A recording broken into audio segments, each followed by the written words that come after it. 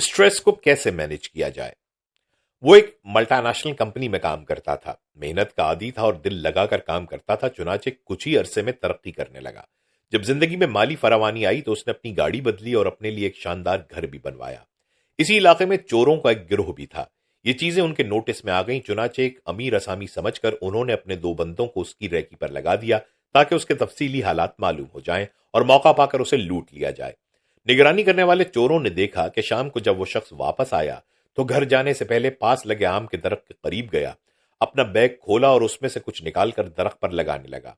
चोर समझे कि यकीनन ये कोई खास चीज है। वो रात के अंधेरे में दरख्त के पास गए, लाइटें लगाकर दरख्त को टटोला, लेकिन कुछ भी ना मिला। अगली सुबह उन्होंने देखा कि वो शख्स घर से निकला, आम के दरख्त के पास गया, कुछ चीजें उतार कर बैग में रखी और गाड़ी में बैठकर रवाना हो गया। अगले 4 दिन सुबह और शाम यही मामूलात चलते रहे। चोरों को यकीन हो गया था कि ये हीरे जवाहरात का कोई मामला है, लेकिन जब वो दरख्त को छानते तो वहां कुछ भी ना निकलता। आखिरकार बेबस होकर चोरों के सरदार ने उसके सामने आने का फैसला किया और छुट्टी के दिन उसके घर पहुंच गया। घर के मालिक ने पूछा, आप कौन हैं और कैसे आना हुआ। चोरों का सरदार बोला, मैं साफ साफ बात करूंगा, मैं एक चोर हूं। मेरा इस इलाके में एक गैंग है, हमने आपको लूटने का प्लान बनाया, लेकिन। और फिर सरदार ने उसको गुज़श्ता 4 दिन के तमाम हालात सुनाए। घर के मालिक ने कैका मारा और बोला, भाई मेरे पास कोई हीरे जवाहरात नहीं, सारी जमा पूंजी इस घर को बनाने में खर्च हो गई। बात दरअसल यह है कि मैं एक बड़ी कंपनी में सेल्स का काम करता हूं, मुझे हर रोज बीसियों लोगों से मिलना होता है। हर बंदा अपनी दुख भरी दास्तान सुनाता है। क्योंकि मैंने अपनी प्रोडक्ट बेचना होती है, इसलिए सबके हालात सुनना मेरी मजबूरी होती है। लेकिन यह चीज मुझे परेशान कर देती है। इसके साथ साथ अपनी प्रोडक्ट की फिक्र, टारगेट पूरा करने की टेंशन, ये तमाम चीजें मिलकर मुझे भरपूर स्ट्रेस देती हैं। इसी हालत में जब शाम को मैं घर आता हूं तो बच्चों का शोर मेरे दिमाग पर कोड़े बरसाता है। बेगम की बातें मुझे जहर लगती और मैं बात बेबात गुस्सा करने लगता। नतीजा ये निकला कि मैं कुछ ही दिनों में खूंखार बन गया। मेरी फैमिली मुझसे खौफ खाने लगी और मेरी जिंदगी से सुकून बिल्कुल ही गायब हो गया। फिर मैंने सोचा कि अगर यही हालात रहे तो मैं बहुत जल्द पागल खाने पहुंच जाऊंगा। चुनाचे मैंने अपने हालात बदलने का फैसला किया। अब मैं घर आने से पहले दिन भर की तमाम परेशानियां इस दरख्त में लटकाकर टेंशन फ्री होकर घर में दाखिल होता हूं। बच्चों की मोहब्बत और शरारत और बेगम की मुस्कुराहट को एंजॉय करता हूं और अगली सुबह दरख्त के पास जाकर वो तमाम चीजें वापस बैग में डालकर साथ ले जाता हूं। लेकिन मजे की बात यह है कि अगले दिन तक इनमें से आधी से ज्यादा फिक्रें खुद ब खुद खत्म हो चुकी होती हैं। चोरों का सरदार यह बात सुनकर अपना समूह लेकर रह गया। आलमी इदारा सेहत ने एक रिपोर्ट शाया की है जिसके मुताबिक पाकिस्तान में हर 5वां शख्स डिप्रेशन का शिकार है। इस डिप्रेशन और स्ट्रेस के आसार हमें मुख्तलिफ तरह की इंतहाओं की सूरत में नजर आते हैं। चुनाचे आप देख सकते हैं कि आज माशरे में अदम बर्दाश्त बढ़ चुका है। लोगों की अना आसमान से बातें कर रही है। कोई किसी को माफ करने को तैयार नहीं और मामूली बात पर भी शदीद किस्म की लड़ाइयां शुरू हो जाती हैं। इसके साथ साथ यहां 5 चीजें बढ़ने लगी हैं जो कि इस बात की अलामत है कि माशरे में स्ट्रेस बढ़ रहा है। पहली चीज परेशानी है जिसका सबब किसी को नहीं मालूम। यहां अच्छे भले और खुशहाल लोग भी आपको परेशान दिखाई देंगे। उन्हें कोई जिस्मानी या नफ्सियाती मसला नहीं होता, लेकिन उनके चेहरों से ऐसा लगता है गोया वो शदीद अजियत में है। आप उनसे पूछेंगे, भाई आप बीमार हैं, जवाब मिलेगा नहीं। फिर पूछें तो कोई माली परेशानी है, नहीं ऐसा कुछ नहीं है। तो फिर किसी से झगड़ा हुआ है, नहीं मैं आपको झगड़ालू दिखता हूं। तो फिर क्यों परेशान हो, जवाब मिलेगा पता नहीं। दूसरी चीज मायूसी है। लोगों को कुछ अच्छा होने की उम्मीद ही नहीं रही। हर शख्स यही साबित करना चाह रहा है कि ये मुल्क अब अंधेर नगरी बन चुका है और हमारी जिंदगी में खुशहाली आ ही नहीं सकती। सोशल मीडिया पर तो इससे भी ज्यादा बुरा हाल है, जहां लोग चुन चुन कर मनफी खबरें ढूंढते हैं और उन्हें शेयर करते हैं। आपको ताने मिलते हैं और बाज़ औक़ात तो लोग नफरत करना शुरू कर देते हैं। हालांकि उम्मीद की बात तो अल्लाह भी करता है और फरमाता है कि मेरी रहमत से नाउमीद मत होना। लेकिन इस आयत को हम सिर्फ सवाब की नीयत से पढ़ते हैं, इसकी गहराई में नहीं जाते।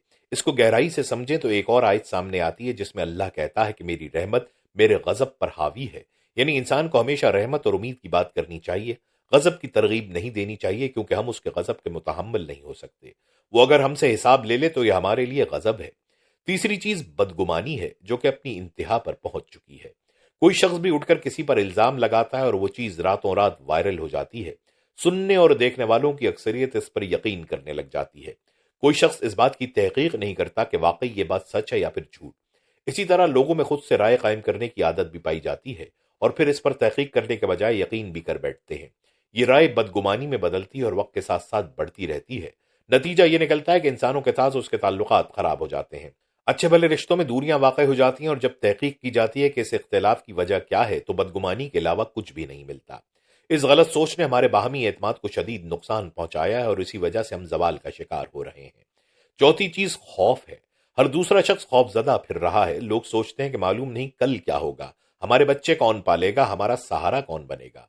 ये खौफ इस कदर बढ़ चुका है कि अब लोग मुस्तकबिल को महफूज बनाने के लिए अपनी इस्तिताअत से बढ़कर जोर लगा रहे हैं। प्लॉट्स खरीदे जा रहे हैं, मुख्तलिफ जगह पर इन्वेस्ट किया जा रहा है, कुछ लोग बैरून मुल्क जा रहे हैं। ये इस बात की दलील है कि माशरा अदम तहफ़्फ़ुज़ का शिकार हो चुका है। हमने अल्लाह पर तवक्कुल करना छोड़ दिया है। हम इस बढ़ते हुए स्ट्रेस को कैसे काबू कर सकते हैं? इसके 7 तरीके हैं। नंबर 1, हुब्बे ज़ात यानी सेल्फ लव। हुब्बे ज़ात का मतलब यह है कि अपनी ज़ात को तरजीह बना लिया जाए। याद रखें कि यह खुदगर्जी यानी सेल्फिशनेस नहीं है। खुदगर्जी का मतलब है हर चीज में सिर्फ अपना फायदा ढूंढना, एक बोटी के लिए पूरा बकरा ज़िबा कर देना। जबकि हुब्बे ज़ात का मतलब यह है कि आप दूसरों का फायदा सोचने के साथ साथ अपना फायदा भी देखते हैं, यानी जीत जीत विन विन के फलसफे पर अमल पैरा होते हैं। आप अपनी जात को अहमियत देते हैं, आप अपने जिस्म को सेहतमंद खुराक देते हैं, आप रोजाना वर्जिश करते हैं, ऐसी तमाम चीजों से परहेज करते हैं जो आपको जिस्मानी या रूहानी तौर पर नुकसान पहुंचाती हैं। नंबर 2, तरजीहात का तय्युन। हर अक्लमंद शख्स अपनी जिंदगी की तरजीहात मुतय्यन करता है, क्योंकि जिस शख्स की तरजीहात वाज़ेह नहीं होती उसकी मिसाल कटी पतंग की तरह होती है जिस पर जो इंसान चाहे कब्जा कर सकता है। आप अगर सीरत नबी सल्लल्लाहु अलैहि वसल्लम का मुताला करें तो मालूम होगा कि आप सल्लल्लाहु अलैहि वसल्लम ने अपनी जिंदगी को 3 हिस्सों में तकसीम किया हुआ था: दीनी मामलात, घरेलू जिंदगी और आराम और इबादत। जबकि हम में से अक्सर लोग बगैर तरजीहात की जिंदगी गुजार रहे होते हैं और उनसे जो भी जिस तरह भी फरमाइश करता है वो उसको कर गुजरते हैं। शादी ब्याह की मिसाल ही लीजिए, अक्सर दावतें ऐसे अंदाज में मुनक़िद की जाती हैं जिसमें दूसरों को अच्छी खासी तकलीफ मिलती है, जैसे रात का दावत वलीमा जहां से फारिग होते होते आधी रात हो जाती है। अब जिस शख्स की तरजीहात मुतय्यन हो तो वो साफ कह देगा कि भाई मैं किसी और वक्त हाजिर हो जाऊंगा, ये वक्त मेरे लिए मुनासिब नहीं। नंबर 3, रिश्ते और ताल्लुकात। अल्लाह ने इंसान के दुखों का मदावा रिश्तों के खुलूस और मोहब्बत में रखा है। अगर अपनों की मोहब्बत इंसान को मिलती रहे तो वो नफ्सियाती तौर पर कमजोर नहीं होता, लेकिन बदकिस्मती से किसी की घरेलू जिंदगी ठीक ना हो तो फिर उसकी जिंदगी अजीरन हो जाती है। स्ट्रेस और डिप्रेशन इंसान को खुदकुशी तक ले जाता है। आप गुज़श्ता 5 साल का रिकॉर्ड चेक करें, वो तमाम लोग जो अच्छे ओहदों पर होने के बावजूद खुदकुशी जैसे कदम उठाने पर मजबूर हुए, उनकी जिंदगी आपको डिप्रेशन और स्ट्रेस से भरपूर नजर आएगी। हालांकि ये इस कदर बाख्तियार लोग थे कि एक दस्तखत से दूसरों की जिंदगी का फैसला कर सकते थे, लेकिन स्ट्रेस की वजह से वो अपनी जिंदगी से हाथ धो बैठे। नंबर 4, कैलूला। दोपहर की मुख्तसर नींद इस कदर मौसर और ताकतवर चीज है जिसकी बदौलत अमराज कल्ब का खतरा 69% तक कम हो जाता है। यह हमारे नबी करीम सल्लल्लाहु अलैहि वसल्लम की सुन्नत है जिस पर आज तरक्की याफ्ता ममालिक में भरपूर अंदाज में अमल हो रहा है। नासा जैसा इदारा भी अपने यहाँ काम करने वालों को कैलूले का मौका देता है, क्योंकि तहकीक बताती है कि कैलूला करने वाले शख्स की कारकर्दगी बड़ी शानदार होती है। इसके साथ साथ इंसान को स्ट्रेस और डिप्रेशन से भी बचाता है। नंबर 5, ख्यालात पर कंट्रोल। अपनी सोचों पर काबू पाना बहुत जरूरी है, क्योंकि दिमाग इतना शातिर है कि यह गैर महसूस अंदाज में इंसान को काबू कर लेता है, और जब इस गलबे में मनफी रंग ज्यादा हो जाए तो फिर अच्छा भला इंसान भी नफ्सियाती मरीज बन जाता है। बात छोटी सी होती है, लेकिन सोचते सोचते जहन उसको इस कदर बड़ा बना लेता है कि वो एक देहवकल मसला लगने लगता है, और यही सोच इंसान को स्ट्रेस और डिप्रेशन में मुब्तला कर देती है। अपनी सोच को दुरुस्त करने के साथ साथ ऐसे तमाम लोगों से भी जान छुड़ाएं जो जहरीली सोच के मालिक हैं, क्योंकि आप बेशक अच्छी सोच रखते हो, लेकिन उन लोगों की वजह से आपकी जिंदगी में मनफियत आएगी और आप ना चाहते हुए भी मायूस रहेंगे। नंबर 6, सजदा। वासिफ अली वासिफ कहते हैं कि बेबस इंसान का सबसे बड़ा इलाज सजदा है। सजदे का मतलब यह है कि आपने खुद को अल्लाह के सुपुर्द कर दिया। आपने ऐलान किया कि आपका अपना कोई इख्तियार नहीं, सब कुछ अल्लाह के इख्तियार में है। जब भी इंसान खुद को अल्लाह के सामने पेश कर देता है तो उसकी परेशानियों का वजन कम हो जाता है, लेकिन जो इंसान जिंदगी के मसाइल को खुद ही हल करना चाहे तो ये इस पर बहुत बड़ा बोझ बनते हैं। ये बोझ उसकी हिम्मत और हौसले को तोड़ कर रख देता है। स्ट्रेस और डिप्रेशन का बेहतरीन इलाज यही है कि सजदे में सर रख कर उन्हें अल्लाह के सामने पेश किया जाए। नंबर 7, सीखना। नई चीजें सीखने से इंसान को नए मौजुआत पर गुफ्तगू का मौका मिलता है। ये नया सीखना उसको आगे बढ़ने पर उकसाता है, लेकिन जिस इंसान की जिंदगी में कुछ नया ना हो तो फिर उसकी बातें भी बेजारी पर मुश्तमिल होती हैं। अशफाक अहमद से किसी ने पूछा कि लोग बदखुई क्यों करते हैं। उन्होंने जवाब दिया, जब कहने को कुछ ना हो तो फिर बदखुई ही बचती है। इंसान के पास कहने को कुछ होगा तो वो किताब की बात करेगा, नए अफकार की बात करेगा। जिसके पास भी अच्छा मवाद नहीं होगा तो यही कुछ करेगा।